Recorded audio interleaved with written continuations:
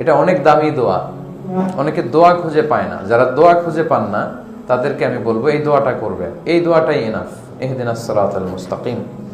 তারপর আল্লাহ বললেন এই পথটা কেমন, সিরাতাল্লাযীনা আনআমতা আলাইহিম, এটা এমন পথ যে পথে আল্লাহ রহমত বরকত দিয়েছে খুব বেশি।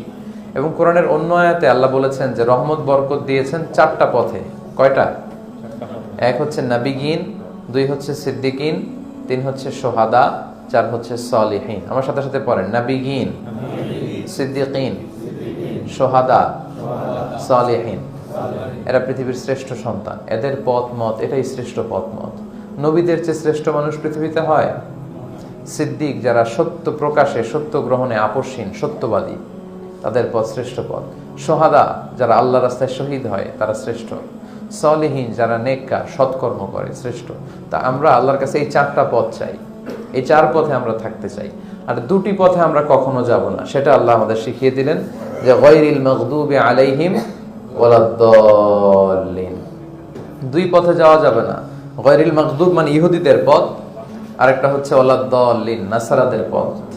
ইহুদি নাসারা তারাও আল্লাহর কিতাব পেয়েছিল, কিন্তু তারা ভ্রষ্ট হয়েছে, তারা তাদের নবীদেরকে হত্যা করেছে এবং তারা শিরক